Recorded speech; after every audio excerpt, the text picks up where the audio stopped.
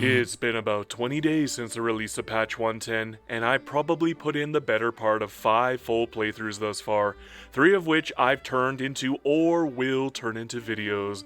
I won't go out of my way to state that I've become an expert by any measure, but I have at the very least put in a great deal of research on the subject of citizenship, and I've started to follow a relatively basic habit of which laws I would use.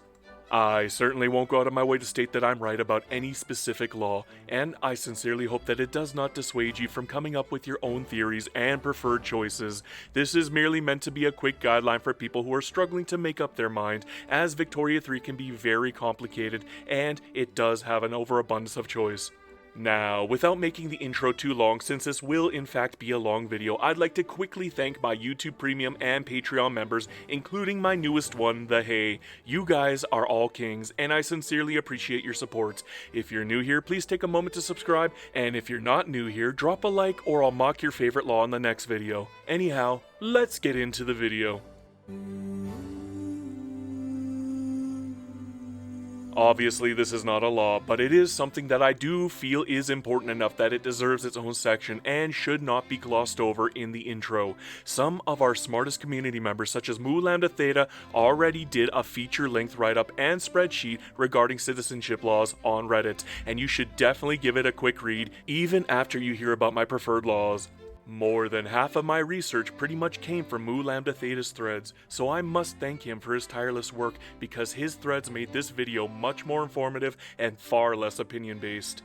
I'd like you to know that almost all of the terminology I'll effectively be using in this video will come from his threads in particular because I consider them a little bit easier to understand for the layman than the terminology that is used and hidden in-game. At the same time, key highlights from his threads that I feel are prudent to know for this video include: cultures need to have a minimum of 30 acceptance for mass migrations under no migration controls. More acceptance means larger migrations overall, and more acceptance means a better chance of internal migrations happening between states. You'll also need a 60 acceptance for migration under migration controls. Religious acceptance only matters when counting the size of a migration and not whether or not they migrate. Thankfully, religious acceptance does count in regards to you needing open prejudice or higher for workers to take up higher tier positions in government jobs for buildings like construction sectors, government administrations, or barracks. Please note that I will leave a link to this wonderful thread in the video description below. My goodness, for a so-called starting law, subjecthood sure is a unique one. It's a perfect showcasing that everybody is equally worthless in the eyes of the nobility, and frankly, it's probably one of the best designed laws in the game, hands down. It does what it is intended to do better than any law out there, and it is the perfect roleplay law without ever becoming meta. Subjecthood is perfect for tall playthroughs, particularly for players who enjoy role-playing as autocratic empires. This means that those of you who enjoy the monarchy and technocracy wombo combo while keeping your natural Austrian, Ottoman, or even Spanish borders are probably going to be eyeballing this law, especially if you cannot get lucky enough to draw a humanitarian or anarchist interest group leader after researching feminism. In all honesty, you could probably even hold on to this law all the way up until the moment you grab Ethnostate if you play as a semi-homogenous society like Sweden, Japan, or Qing, as the other laws by comparison aren't particularly helpful to you in the long run. You won't really have to worry about acceptance anyways, and national supremacy is only going to be useful for an extra 50 authority. It therefore becomes entirely optional to swap off a subjecthood. At the same time, you should be highly aware that any form of expansion will completely negate any and all benefits of this law. Any non-homeland acceptance is pretty much tanked immediately, and you go from everybody being equally worthless to no common tradition populations being outright destroyed. Another benefit to subjecthood is that it is far easier to keep national movements in line by using subjecthood than any other laws, excluding maybe cultural exclusion and multiculturalism. So yeah, I definitely don't consider subjecthood a bad law by any measure. It is actually a really good one. I cannot help but feel that Ethnostate was inadvertently buffed this patch, even if only by a tiny amount. The sheer amount of movements in the early game can result in some very naughty behavior from the player, resulting in wide swaths of populations being relegated to non-existence fairly easily. Promote national values actually does something now as well, meaning that Ethnostate is no longer just a meme law. That means if you carefully plan out your country and you're okay with a few war crimes, you can actually make full use of the beefy 200 authority that Ethnostate gives you, not to mention the rather nice loyalty bonuses and wage bonuses that fully accepted populations get. If you are actively trying to stamp out other populations, Ethnostate is a great way to pretty much force them to revolt because believe me, if they exist, and they are under even open prejudice under this law, they will revolt. Just make sure that you're either strong enough to squash any great powers that might intervene if you go down this path, because you will likely make a few enemies along the way as well, since crushing revolts can lead to some very hefty negative modifiers through the general entries, particularly incurring infamy after every revolt. Conversely, thanks to the hefty amount of authority that you get, Ethnostate is pretty much the preferred law for countries that are almost entirely homogenous, such as Sweden, Qing, and Japan. Of course, Ethnostate is not meta by any measure. Mass migrations are still the most effective way to grow your population, which means growing your GDP. In the current state of the game, people will go out of their way to grab freedom of movement as a mandate and to try to increase acceptance as much as they can to grab as many populations as they can. So just be aware that you're giving up a lot for a little bit of authority and those loyalty and wage bonuses. National supremacy used to be the starting law that every single country ended up with. Now, national supremacy is what I lovingly like to call a stepping stone law. For the most part, it only exists for players who want a little extra authority and they don't particularly care about the underclass cultures in their country, effectively making it a placeholder until you get Ethnostate. If you do happen to have the latest National Awakening DLC, National Supremacy does have a particularly helpful use for countries like Serbia, Hungary, Transylvania, and Montenegro, by way of helping them force national movements to help these countries take large swaths of land from the Ottomans and Austrians by way of revolt. So National Supremacy is not a worthless law by any measure. I just don't foresee many players keeping National Supremacy long term, even if they do manage to make use of the revolt system to grow. The reasoning why is that there are no actual benefits to national supremacy that are not done better by other laws.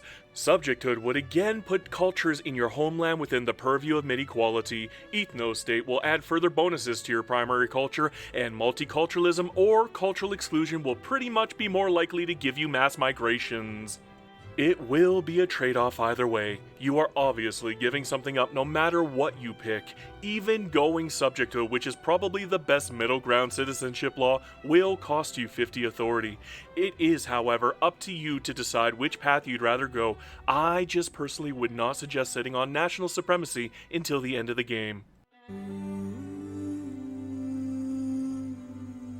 Racial segregation seems like it was nerfed, and I cannot figure out why.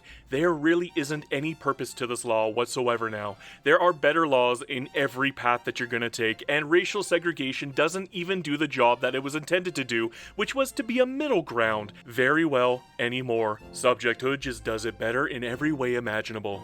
The only advantage that racial segregation has over subjecthood is a whopping 5 acceptance difference between the primary cultures. Racial segregation gets 110 while subjecthood gets 105. That literally means nothing to you as the player since you're only ever going to see a base 100 on your primary cultures anyway. In comparison to maybe cultural exclusion, national supremacy does offer more authority, an equal amount of primary acceptance, and inexplicably better non-shared tradition acceptance in every field. In return for this though, you get worse language group and worse heritage group acceptance than you would have gotten if you would have just grabbed cultural exclusion or multiculturalism instead.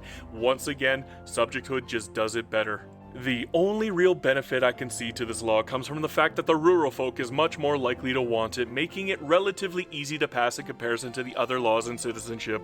Still, the trade-offs for this law are abysmal, and frankly, I cannot see this law as anything more than a flyover law. It's not even worth looking at anymore. No matter what you intend to do, there is a better law out there than racial segregation.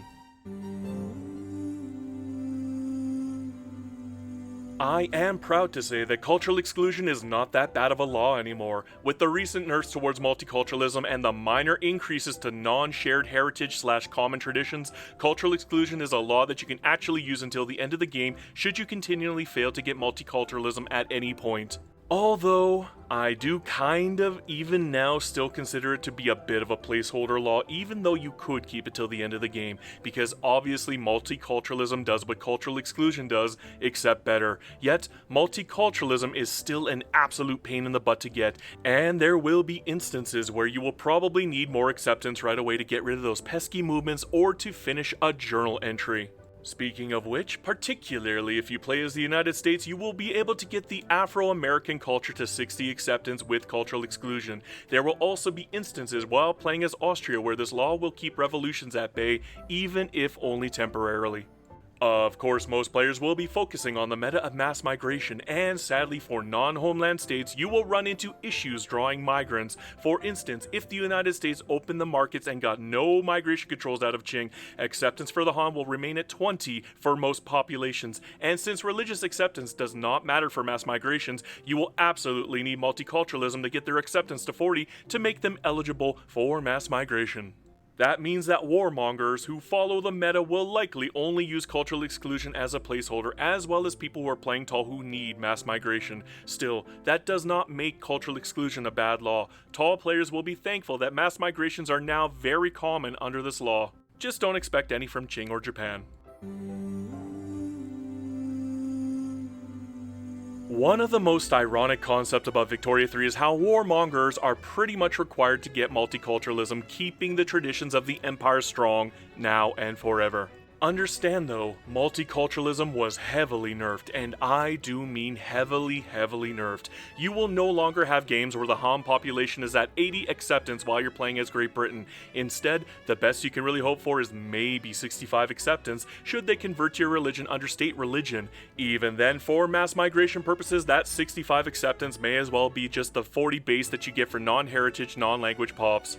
One of the most irksome things about the multiculturalism nerf was the fact that they did absolutely nothing to make it easier to grab this rather necessary law. You still have to jump through 1,000 hoops just for a minuscule chance to pass the law. In fact, they even nerfed getting the law, because now the liberal movement hates it. I have actually had games where I faced a liberal revolution because I wanted to pass multiculturalism. Regardless, most people know multiculturalism as the meta law for citizenship. You can make arguments for specific uses for other laws, but in most games, people are going to want this one. So, rather than glazing it further, I'll just use the remainder of this section to actually help you pass the law. If you happen to beeline for feminism, you will be given a 1 in 3 chance of spawning a humanitarian leader by exiling the intelligentsia or trade union leaders. So, if you happen to have a strong intelligentsia or trade union, you can play the slot machine and hope for a humanitarian to spawn relatively early in the game. Alternatively, for the warmongers out there simply taking an area that has a huge amount of unaccepted populations such as Qing, Japan, or Ethiopia, you can give yourself a very large movement that will demand multiculturalism and will constantly be agitated enough to actually make it possible. Just be warned though, you can accidentally spawn revolutions if you are not careful with this method, and if you squash them, you will incur an infamy penalty for the journal entry that you get afterwards. Finally, and perhaps most well known, if you happen to stay monarchy, you have a very good chance of your heir activating the Forbidden Love event. That will give you a free enlightened royalist heir. Abdicating your leader right afterwards gives you access to that lovely heir, and passing multiculturalism should be a cinch after that. I would like to thank everybody for watching this far into the video. I won't apologize for the 2 or 3 people who actually like racial segregation though. That law really is bad now. I know I'm being very hyperbolic, but that is just how I typically speak normally. Ask the people in my Discord, they'll tell you. Now, to those of you who are new, I typically do tier lists, rants, and playthroughs, so if you're interested in that sort of thing, please click here to watch my most recent playthrough as India, where I use bananas to rule the world economically. Anyhow, good night, and I hope you enjoy playing Victoria 3 in spite of my goofiness. Make sure to give your loved ones an extra hug tonight, and always remember, Hail Hydra Cat.